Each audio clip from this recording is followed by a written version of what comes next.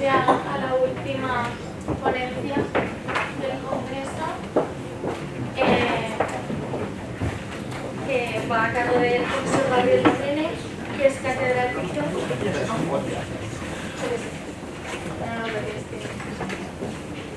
Catedrático de Derecho Administrativo en la Universidad de Valencia y dedica una parte importante de su investigación al análisis económico del derecho, y en concreto en relación con el tema del Congreso y específicamente en relación con el tema de su ponencia, que es la retribución variable de jueces y juezas. Publicó un artículo en 2008 en la revista de la Asociación de Jueces y Juezas para la Democracia, y también en 2009 publicó un libro que lleva el mismo título que su ponencia. Bueno, pues muchísimas gracias por tu presentación, muchísimas gracias al director del Congreso, Adrián, y a José. Y bueno, sí, efectivamente he venido aquí a hablar de mi libro. Entonces, bueno, y un tema bastante deprimente en mi opinión, porque la enseñanza que se puede extraer de aquí no es, creo, demasiado positiva. Bien, bueno, pues voy a hablar de un sistema de retribuciones variables que empieza a establecerse en España en el año 2003 y que con diversas vicisitudes ha llegado hasta nuestros días. El contexto en el que se establece este sistema, bueno, pues tenemos la suerte de disfrutar de uno de los sistemas judiciales más congestionados del planeta, y bueno, pues esta es una de las medidas que se adopta para tratar de combatir este problema, tratar de dar un incentivo económico a los jueces para que trabajen más. ¿De acuerdo? Bien, esto se establece en 2003, pero el rendimiento de los jueces empieza a medirse un poco antes. En 1989 se establecen los primeros módulos, los primeros sistemas de medición de la carga de trabajo de los jueces, y empieza a sugerírsele a los jueces cuánto es lo que tienen que trabajar al año. Fijaros, aquí tenemos el módulo que se establece para los juzgados de primera instancia de instrucción. Es un módulo muy rudimentario, como podéis ver. Bueno, pues un juzgado típicamente tiene que dictar X sentencias a lo largo del año, en términos muy rudimentarios. Bien, poco a poco estos módulos se van a ir perfeccionando, van a hacerse más sofisticados, y ya empieza a medirse cuál es la carga de trabajo global que tienen los jueces y cuánto les cuesta tomar determinadas decisiones típicamente. Pues un sumario con auto de procesamiento, pues típicamente a un juez le cuesta 12 horas. Por tanto, esa decisión vale 12 puntos. ¿De acuerdo? Bien. Entonces, en 1998 se establecen estos módulos. En 2000 se revisan y se mejoran, ¿no? Y conviene tener presente que estos módulos en principio no tenían efectos jurídicos ni tenían efectos retributivos, pero es muy importante reparar en el hecho de que fueron tenidos muy en cuenta por el Consejo General del Poder Judicial. Por ejemplo, para adoptar decisiones que afectaban a la carrera de los jueces, a la hora, por ejemplo, de ejercer la potestad disciplinaria, de declaración de incompatibilidades, nombramiento para cargos discrecionales, concesión de honores, etc. Es decir, si había un juzgado que estaba incumpliendo claramente los módulos, pues tenía una probabilidad muy alta de sufrir una inspección. ¿De acuerdo? Si estaba incumpliendo el módulo, pues tenía una probabilidad muy alta de que pusieran una sanción.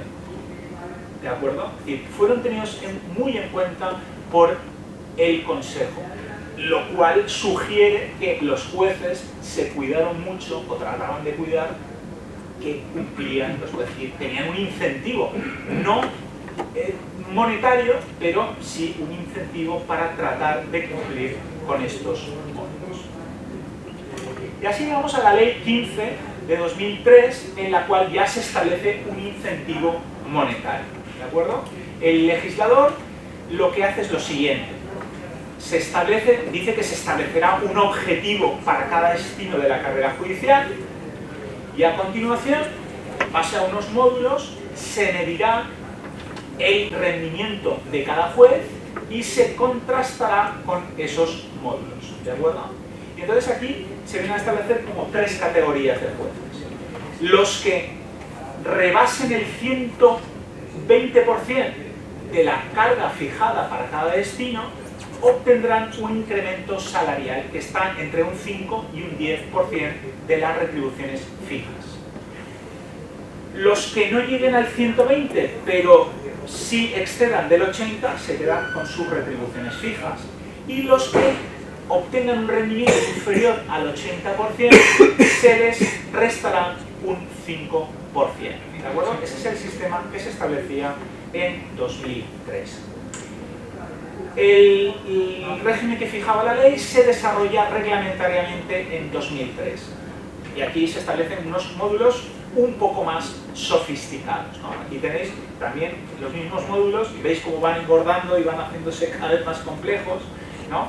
Pero básicamente el sistema es el mismo. Bien, todas las asociaciones judiciales están en contra de los módulos, ¿de acuerdo? Entonces todas impugnaron el desarrollo de la ley, el desarrollo reglamentario de la ley. Y bueno, pues el Tribunal Supremo viene al rescate de las asociaciones judiciales y, en mi opinión, de una manera pues bastante quisquillosa, estricta, pues se anulan los módulos y el sistema de retribuciones variables se cae. El Tribunal Supremo no estima que el sistema de retribuciones variables de los jueces fuese inconstitucional, pero sí estima que los módulos no estaban suficientemente motivados y sobre todo que no eran lo suficientemente concretos. Yo creo que aquí el Tribunal Supremo pide lo imposible porque viene a decir que cada destino de la carrera judicial tiene que tener su propio módulo. ¿Sí? Eso es imposible, sinceramente, ¿no? Pero bueno, el caso es que los anula. Pero claro, el Consejo no se queda quieto y lo que hace a continuación es lisa y llanamente establecer un sistema ilegal, carente de cobertura ilegal, de retribuciones. Dice, bueno, pues los jueces que hayan obtenido un rendimiento superior al 120 obtendrán aumento retributivo del 5, los que hayan llegado al 100 del 3 y los demás pues se quedan con sus retribuciones fijas. Bien, este sistema fue declarado también ilegal por el Tribunal Supremo en una sentencia de 2012. Y a continuación, ¿qué es lo que creéis que hace el Consejo? Pues el Consejo golpea de nuevo y en 2018 establece un nuevo sistema, o sea, desarrolla otra vez la ley y establece un reglamento, y aquí únicamente se contemplan 2 niveles de rendimiento, superior al 120 e inferior al 120. ¿De acuerdo? Un poco se elimina esa posibilidad de restar retribuciones fijas a aquellos que no habían llegado al 80. Y los módulos pues son muchísimo más concretos. Me he fijado aquí, os he traído el módulo para los juzgados de instrucción y lo que antes teníamos en una página, pues ahora necesitamos 3. ¿De acuerdo? Y fijaros, os he puesto algunos ejemplos, lo que se considera que se tarda en instruir un delito relativo a la ordenación del territorio y protección del patrimonio histórico y medio. Delito de nada, pues 2 horas y media. 2 horas y media. Un homicidio, pues 30 minutos, 45 minutos. Es decir, todo el proceso, es decir, instruir todo el proceso, no redactar el auto correspondiente, sino poner, o sea, el tiempo que se dedica a todo el proceso es decir, son unos módulos muy productivistas, yo diría estallanovistas, ¿no? Es decir, una cosa, vamos, increíble, ¿no? Bueno, un homicidio 4 horas, delitos contra la hacienda pública, eso nada, 11 horas. En 11 horas tú instruyes un delito contra a la hacienda pública, típicamente. Yo creo que esto es algo que no tiene sentido. Bien, y yo lo que quiero resaltar, lo que en mi libro trataba de poner de relieve, es que estos módulos estaban distorsionando el sentido de las decisiones judiciales. La compañera que me ha precedido ha expuesto muy bien cuáles son las ventajas y los inconvenientes desde un punto de vista económico de los sistemas de retribuciones variables. Las ventajas son básicamente dos. En primer lugar, estos sistemas producen efectos estimulantes, otorgan incentivos monetarios para que la gente rinda.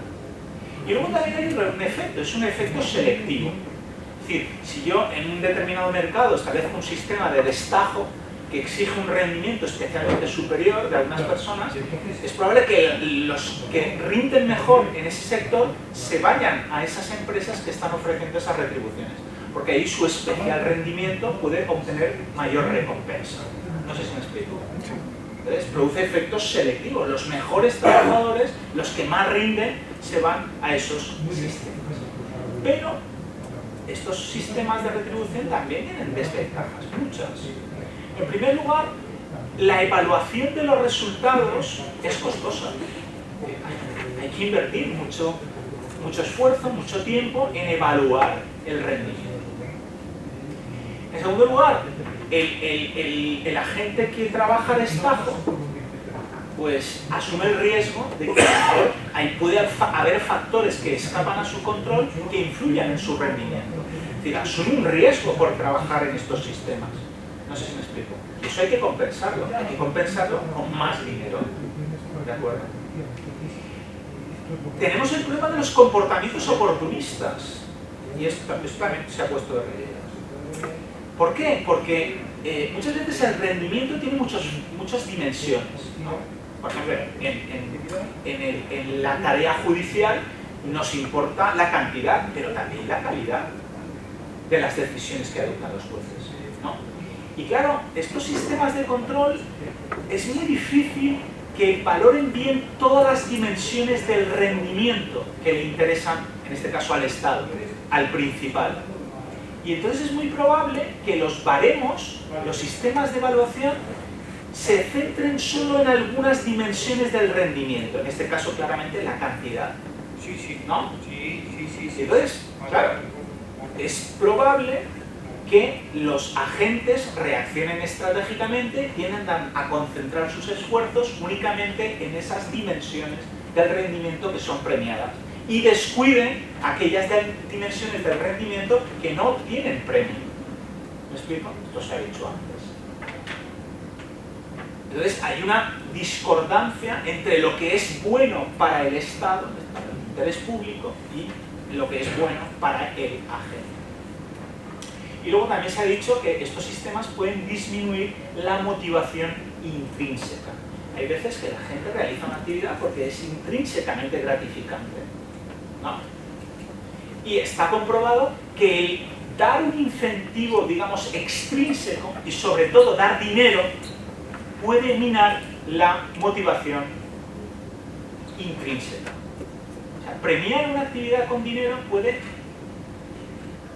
generar un efecto contraproducente, es que tengas menos actividad, ¿no? Hay un experimento muy famoso en el cual a los padres que iban a recoger a sus hijos de la guardería se establece un sistema de multas. El padre que se retrase en recoger a sus hijos de la guardería se les impone una multa.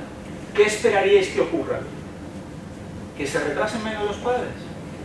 No, lo que ocurrió fue lo contrario, que se retrasaron más.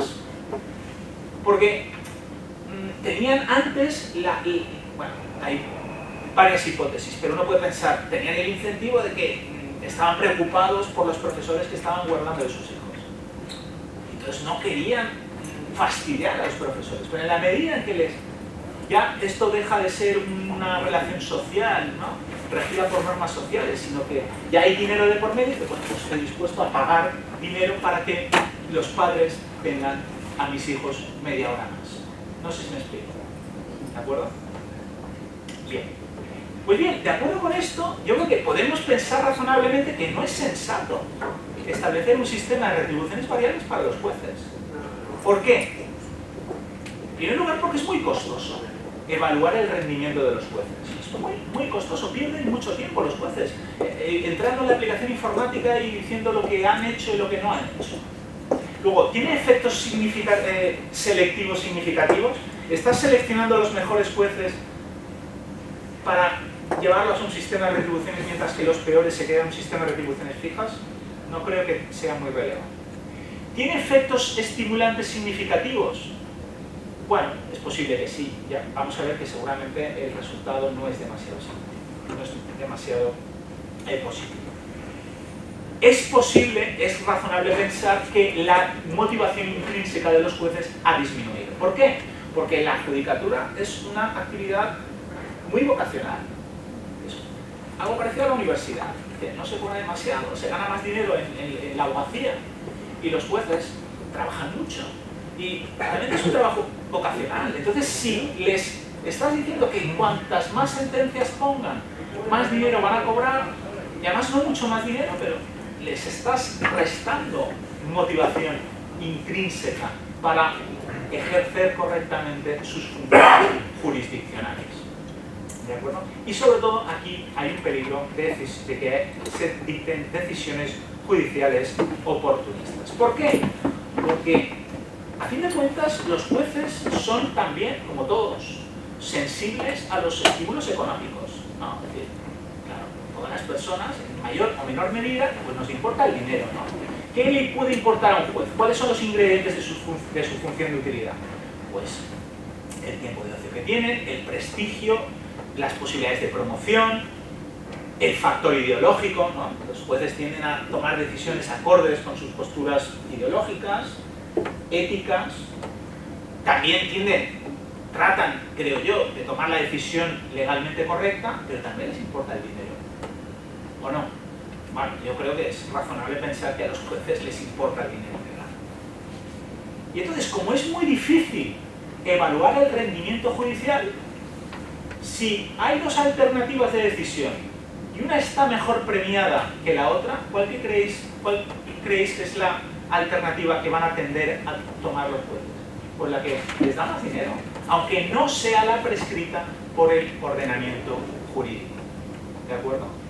Este peligro de que haya una discordancia entre la decisión prescrita por el derecho y la decisión más rentable según los baremos, pues es posible que se dé sobre todo cuando los costes éticos de tomar esa alternativa ilegal, por así decirlo, son reducidos. O cuando también los costes de prestigio son reducidos porque es difícil advertir esa discordancia. O cuando los beneficios retributivos son especialmente elevados. ¿Sí o no? Entonces, bueno, corre el rumor de que los jueces, de acuerdo con el sistema, pues han ido adoptando decisiones prácticas pues no muy reconfortantes. Por ejemplo, tienden a tramitar aquellos procedimientos que son más rentables, que tienen mayor puntuación en los baremos. O por ejemplo, imaginaos que un juez llega a noviembre, un juez que trabaja mucho, ¿de acuerdo? Llega a noviembre y ya ha cumplido con el objetivo del año, ya tiene el 120%. ¿Qué esperaríais que hiciera? ¿Seguir trabajando? ¿2 meses? ¿1 mes? ¿Total? No va a ganar nada. ¿No creéis que será mejor, o sea, desde un punto de vista egoísta, que ese juez se deje todos los asuntos para enero y se tome un mes de vacaciones? Y pueda dar el Black Friday, comprar los regalos de Navidad. Es mucho mejor. No sé si me explico. Todas estas prácticas, me contaba, por ejemplo, un juez, un profesor de la universidad, que trabajaba de vez en cuando, era juez sustituto, ¿no? Trabajaba en la audiencia, magistrado suplente, que tenían, había jueces que tenían guardados 30 o 40 asuntos muy parecidos y muy fáciles por si llegaba la inspección. ¿Ves? Si llegaba la inspección los sacaban enseguida porque ya estaban, no sé si me explico. Pero fijaros que eso no es bueno para el justiciable, porque son asuntos que están ahí metidos en el cajón y no se resuelven. No sé si me explico. Y obviamente es un sistema que premia la cantidad en detrimento del acierto y de la... Bueno, os pongo varios ejemplos, os pongo más ejemplos. Fijaros, en los baremos, en los módulos de 1999 no, pero y en los de 98, pero en los de 2000 y 2003 se incentivaba la formulación de votos particulares, porque un voto particular valía la mitad de la resolución a la que se formulaba el voto, ¿de acuerdo? Entonces hubo algún juez que empezó a formular votos particulares masivos. Aquí tenéis un ejemplo. Un juez de filosofía para base. O sea, es brutal. Y de hecho podemos ver que el número de votos particulares aumentó considerablemente. De hecho, esto es un poco evidencia anecdótica, porque yo no soy economista, yo soy jurista, y además, bueno, luego con un economista sí que tratamos de hacer un trabajo econométrico riguroso y advertíamos que había efectivamente había un efecto positivo de la introducción de los baremos, pero no estadísticamente significativo. O sea, el valor P no llegaba al punto de considerar que es estadísticamente significativo. Pero sí que había ahí un efecto que se podía ver. O la acumulación, yo creo que es el caso más claro, ¿no? Es decir, imaginaos que un juez de lo contencioso administrativo tiene 2.000 casos que son iguales. Son 2.000 funcionarios que están pidiendo un complemento retributivo. ¿De acuerdo? En la misma solicitud, se tramita en el mismo procedimiento. La administración en la misma decisión te niega el complemento retributivo. Entonces estos señores formulan un recurso contencioso administrativo. Esto es un caso real, ¿no? Llega el juez y les dice, no, desacumulen. Desacumulen y formulen los recursos individualmente. ¿Por qué? Porque es mucho más rentable, ¿no? O sea, resolver 1000 casos por separado te da un montón de puntos. Resolver 1000 casos en una sola sentencia solo te da los puntos de una sola. Te dan 1000 veces más puntos la desacumulación que la acumulación. No sé si me explico. Y aquí, por ejemplo, esto es un dato muy ilustrativo. Fijaros que en los años 1999 y 2000 los juzgados de lo contencioso administrativo acumulaban mucho. Y a partir de 2001 no acumulan prácticamente nada. ¿Por qué? Por una sencilla razón. Porque los juzgados de lo contencioso administrativo se crean en el año 1999. Y durante estos 2 años no tenían módulos, no se les aplicaban los módulos. Y por lo tanto, acumulaban mucho. No sé si me explico. Bueno, hay más casos, más ejemplos, ¿no? Por ejemplo, también en los módulos de algunos juzgados no se otorgaban puntos a la ejecución de sentencias penales. Esto no contaba. Esto es una de las labores que tiene que hacer el juez, pero no puntuaban los módulos. Porque se le había olvidado al señor que había hecho los módulos y porque los módulos no pueden, es imposible que valoren todos los aspectos de la actividad del juez que son relevantes para el interés público, para el ejercicio correcto de la función jurídica. ¿Cuál es la consecuencia esperable? Si ejecutar una sentencia penal no puntúa, pues que los jueces tiendan a deferir, a retrasar la ejecución de sentencias penales, ¿o no? Y aquí podéis ver que a partir del año 2003 la distancia entre resolución de procedimientos abreviados y la tasa de pendencia de los procedimientos abreviados y la tasa de pendencia de las ejecutorias empieza a agrandarse. No sé si me explico, es decir, los retrasos empiezan a acumularse en la ejecución de las sentencias penales. ¿Por qué no? Porque puntúan menos, es decir, los jueces siguen ejecutando sentencias, pero ya no tienen los incentivos tan fuertes como tenían antes para dictar ejecutorias. No sé si me explico. Vale. Luego también estos sí que son economistas, Amel Bagues y Este de Volar, que analizaron si este sistema de retribuciones variables había producido realmente un incremento de la productividad. Y encontraron los siguientes resultados. En primer lugar, y esto es interesante, el número de jueces muy productivos disminuyó, lo cual es coherente con lo que os decía de que los sistemas de retribuciones variables minan la motivación intrínseca Es decir, jueces que antes trabajaban muchísimo y llegaban a un 150% del baremo, en cuanto se les dice que se les va a pagar a los que llegan al 120, dejan de trabajar el 150. No sé si me explico. O sea, el número de jueces superproductivos disminuye, pero la producción total sí que aumenta. Con el sistema de retribuciones monetarias un 7%, con el sistema ilegal implementado por el Consejo un 6%. Ahora bien, los propios autores reconocen, en primer lugar, que no han tenido en cuenta la posible merma de calidad de las sentencias, que no pueden valorar, obviamente. Y, sobre todo, que las cantidades han podido ser infladas por los jueces artificialmente, porque los jueces pueden manipular los números, sus números, su rendimiento. Y el ejemplo de la acumulación es claro. ¿Me explico? Fijaros, la acumulación está pensada, la acumulación de procesos está pensada como un instrumento de economía procesal. Y lo que estás potenciando es la diseconomía, es decir, generar más congestión judicial. No sé si me explico. Y estás inflando artificialmente el número de pleitos que resuelven los jueces. ¿Me explico? O sea, estás incentivando una práctica indeseable que incrementa la litigiosidad. Perfecto. ¿Me explico? Valoración final. Bueno, pues yo creo, puede argumentarse que el sistema de retribuciones judiciales de los jueces menoscaba el principio constitucional de imparcialidad, porque le estamos dando a los jueces un incentivo monetario, le estamos dando un interés en el pleito. No sé si me explico.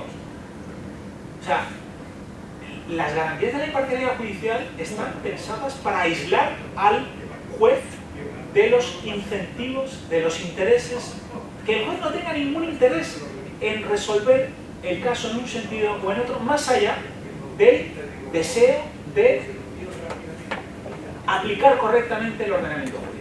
Y aquí le estás dando un incentivo monetario al juez para, en determinados casos, decidir en el sentido más conforme con sus intereses. No sé si me explico. Luego es un sistema que podemos razonablemente sospechar que va a mermar la calidad y el acierto de las decisiones, porque es un sistema que premia única y exclusivamente la cuantía. Y la cuantía no es la única dimensión relevante del rendimiento judicial. Y no hay manera de valorar la cuantía, la calidad, perdón, de las decisiones judiciales. Por lo menos, de momento no hemos desarrollado ningún sistema acertado para valorar esta calidad. Y luego que los supuestos incrementos de la productividad pueden ser perfectamente irreales. ¿De acuerdo? Entonces, yo creo que deberíamos pensarnos si esto vale la pena. ¿De acuerdo? De hecho, ya me consta que hay asociaciones judiciales que han vuelto a recurrir el reglamento de 2018. Ya veremos qué dice el Tribunal Supremo. Pero bueno, con independencia de que esto sea legal o ilegal, pues me parece a mí que es bastante desacertado. Y además es que los sistemas de rendimiento judicial no tienen por qué extenderse a todas las actividades. Ni siquiera en el sector privado se han establecido, y en el sector público, como se ha dicho, es que son especialmente cuestionables, ¿no? Entonces, bueno, es una experiencia que nos alerta de los peligros, ¿no?, que tienen los sistemas de retribuciones variables en el sector público. Muchas gracias.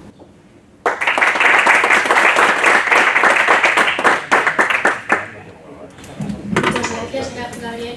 ¿Alguna pregunta? Simplemente comentar, ahora está pasando lo de la acumulación. En esta acumulación hay un problema porque con el tema de Libero, Globo, los casos, la inspección de trabajo hace un acta pues con 500 riders, ¿no?, con posibilidad de que sean falsos autónomos. Pues los jueces están diciendo que hagan una demanda de oficio por cada uno de ellos, lo cual implicaría 500 juicios, no solo 500 sentencias. sino 500 juicios en vez de un juicio Claro, con o sea, todos. es que la acumulación está pensada para ahorrar recursos. Pues está pasando ahora con Y ese caso. para ahorrar recursos y evitar sentencias contradictorias. Y está habiendo un montón de sentencias contradictorias. Bueno, creo, si no estoy equivocado, ¿no? Está habiendo sentencias contradictorias en ese caso. Y estamos propiciando eso por el sistema de retribuciones variables, básicamente.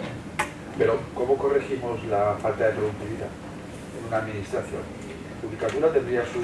Yo en la judicatura no le veo sentido, sinceramente. Pero bueno, Porque- nosotros somos técnicos también, que producimos. Yo creo que en algunos, quizás en algunos sectores de la administración pueda tener sentido. Pero yo creo que yo creo que mi papel aquí es introducir un poco de escepticismo. Todos lo tenemos, ¿eh? Todos lo tenemos en cuanto a las retribuciones. Vamos a ver, vale la pena. Y eso que tú sabes que yo soy, bueno, vosotros sabéis que yo soy un fan y un friki de los incentivos económicos. Pero es que no. Hay que tener en cuenta cuáles son las limitaciones. Y hay que pensar si esto vale la pena o no. Y a lo mejor en algunas actividades puede tener sentido, porque la evaluación se ajusta más o menos, o sea, es fácil evaluar la actividad. Pero es que hay actividades que son muy difíciles. Tú decías antes la universidad.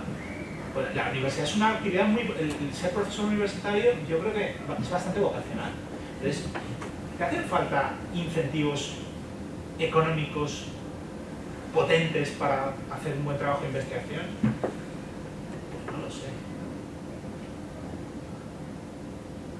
Y además, y bueno, todos lo estamos viendo, ¿no? O sea, hay veces que estos sistemas de retribución se pervierten por muchísimas razones. O se dan a todo el mundo automáticamente, Claro. o los quinquenios de la universidad de docencia se dan automáticamente, ¿no? Teóricamente hay que evaluar la calidad de la docencia, pero aquí cobramos todos. En la antigüedad, un concepto retributivo que tenemos todos por años de servicio. No, pero eso es aparte del Pero eso es trienio. aparte. El trienio y el quinquenio de docencia. O sea, nosotros Y el cobramos sexenio de un investigación. trienio. Los trienios por antigüedad y los quinquenios por rendimiento docente. Pero es que todos rendimos. O sea, todos damos clases maravillosamente porque lo cobramos todos. O sea, bueno, sí, todos. Entonces, quizás habría que pensar, esto es un complemento, simplemente acaba siendo un complemento por antigüedad. Que es lo que pretendemos evitar. Claro. No, pero a ver, yo creo que aquí la clave está en el problema de los jueces. Es que es eso, y Gabriel lo dice muy bien, es a destajo. La práctica de retribuir a destajo se dejó de utilizar a principios del siglo XX porque aparecieron otras distintas. Es decir, ya luego salario de rendimiento, luego la productividad y luego las evaluaciones. Es decir, cuando se hace la evaluación de conductas o la evaluación de cumplimiento, lo que se pretende es eso, es valorar aquellos trabajos que no puedes ver las piezas que se van montando. En una fábrica el destajo incluso dejó de tener sentido, pero anteriormente sí tenía sentido. Claro, pero aún así dejó de hacerse, porque se dio cuenta de que si tú solo tienes en cuenta lo que produces, no tienes en cuenta cuánto te ha costado producir, la empresa pierde dinero. Entonces, lo importante, el destajo se dejó incluso de utilizar a principios del siglo XX, porque ni siquiera era útil. Pero luego llega y en los jueces, en los inspectores de trabajo, como dijo ayer la inspectora, se utiliza, se dice, no, una hora por orden de servicio. Pues vale, si haces 80 órdenes de servicio, tienes 80 puntos. Claro, ese es el problema. Cuando tú utilizas sistemas retributivos súper antiguos, hoy en día, pues ahí falla. Hay que irse a cosas más elaboradas, como puede ser eso, la evaluación de desempeño, y cuando haces la evaluación de desempeño, hacerla bien. Tampoco una evaluación de desempeño que sea, pues eso, ponemos la evaluación de la calidad docente, pero luego no la evaluamos, se la damos a todo el mundo, ¿no? Pero vamos a evaluarla. Ahí está la dificultad, la calidad, cómo se valora, cómo se juzga la calidad de un Pues informe. Y la estableciendo complejidad que puede tener. estableciendo las conductas previamente que quieres que se reproduzcan y luego las compruebas de que efectivamente se ha hecho. Primero tendrás que definir qué es una buena clase en la universidad, no qué es un buen docente. Una vez tengas definido qué es un buen docente, obviamente entonces ahí luego tendrás que comprobar que efectivamente ese docente hace eso. Tenemos una dinámica de mediciones que nos medimos todos. Nos miden los alumnos, nos miden los usuarios, nos mide el ciudadano, y al final, oye, dices, bueno, ¿qué hago yo en este mundo de medición? O me dedico a trabajar o... Claro, eso es lo que decía complejo. Gabriel también muy bien, esto tiene un coste y a lo mejor no vale la pena. Eso también es cierto, es decir, es que hay para ciertas cosas, sobre todo donde el trabajo tenga una retribución intrínseca muy potente, a lo mejor vale la pena directamente no establecer nada. Porque si es vocacional, oye, con eso ya será suficiente. Cuando no sea vocacional, que sea mecánico, que sea aburrido, que sea un trabajo repetitivo, ahí sí que habrá que poner algo. Pero yo en la función pública hoy ya no veo vocaciones, veo seguridad y estabilidad en el empleo. Y lo estamos percibiendo los jefes de personal. Hoy tenemos problemas con la policía local porque no hay vocación. Tú echas de policía local, tienes turno de noche y al final lo que te quieres es el turno de noche porque quieres dormir en tu casa. Pero usted no se haga policía, hágase de otra forma, ¿no? Pero al final la sociedad está cambiando tan rápidamente que se busca estabilidad y las vocaciones se van perdiendo. Hay excepciones, Sí. faltaría más, pero es muy complejo. Igual que el tema de las sanciones con los policías, incentivar poner infracciones, una locura. Lo de los sistemas de retribución variable de inspectores de Hacienda O Guardia Civil. no tiene ningún sentido. Pero se está haciendo. Ayer Es que es una barbaridad. se dijo, ¿no? Por los representantes de... Sí, pero también el EPEP lo prohíbe. Yo no sé cómo se está haciendo, pero el EPEP dice literalmente que no pueden estar, ninguna retribución puede estar directa o indirectamente relacionada con una multa o una sanción o una recaudación. Entonces, se hace pero no es legal. Yo creo también, ¿no? Con lo que usted está apuntando, ¿no? Del número de sentencias y que se está haciendo, casi estamos viendo o induciendo o presumiendo que a lo mejor hay un número de acumulación, de no autorizar acumulaciones en sentencias judiciales en fraude de ley, ¿no? Sí, O lo podemos sí. dejar así entre comillas. O lo de los inspectores de Hacienda, que son los que en principio tendrían que velar por el cumplimiento de las normas laborales, que cuando se pasan la resolución me la guardo para el mes que viene para entrar. Esto es muy fuerte, porque aquí estamos presumiendo que en principio los que tendrían que dar luz en todos los procedimientos de legalidad en los procesos laborales, los estamos poniendo casi en tela de juicio. Y aparte de eso, ¿no? Si podemos detectar los fallos del sistema, también podemos proponer medidas o ver qué tipo de medidas de control para que el sistema funcione. Porque a lo mejor lo que planteó ayer la compañera que era inspectora de trabajo, ¿no? Es decir, vale, a lo mejor ahí el problema donde está es que a partir del 120 igual cobra el del 120 que el del 150. A lo mejor tendría que pagar o sea, el 120, el 121, el 130. Sí, obviamente se puede mejorar. Entonces, poner en tela de juicio que hay fallos del sistema para que a lo mejor la conclusión a la que lleguemos es que vale la pena no iniciarnos en el sistema también es muy peligroso. Sí, porque al final yo tengo el problema de que, lo que decíamos ayer, se miran unos a otros, la política de hace unos años, todos somos iguales, en un RPT o en un catálogo, y al final no todos somos iguales. Y la política de todos iguales no sirve. No sirve. Bueno, sirvió en un momento para igualar. Yo creo que la conclusión debería ser, es decir, que yo creo que la evaluación es positiva si se hace bien, pero si se hace mal puede ser más negativa que no hacerla. Yo creo que esa es la conclusión, ¿no? Si se hace mal y no se rectifica. Sí, obviamente, si se hace mal y se mantiene, puede ser peor que no hacerla. Eso sí, si se hace bien, por supuesto, yo Si creo se que hace mal y se estoy de acuerdo en que se puede ajusta, mejorar yo creo mucho. Los ayuntamientos como los nuestros, mis compañeros de Tabernes, yo soy de Picasen, no tenemos, el político no entiende formar una unidad evaluadora con 4 o 5 puestos de trabajo, no lo entiende. Él te dice, los de recursos humanos que lo hagan, ¿no? Los recursos humanos al final no Ya sabemos estamos hasta pagar la nómina, los seguros sociales, las inspecciones, la prevención de riesgos, la vigilancia de la salud, al final Pero somos bueno, gestores. hay que decir una cosa, y es que la ley obliga. Y de hecho, una de las cosas que yo he aprendido en este congreso, por cosas que, ya que haces una cosa de estas, acabas aprendiendo, porque una persona me ha pasado una sentencia que condena a la Diputación de Alicante por no evaluar. Es decir, un juez de contencioso administrativo de Alicante condena a la Diputación de Alicante por no evaluar y dice tiene que evaluar, y si no hay responsabilidad administrativa por mal funcionamiento. Es decir, porque el EPEP obliga.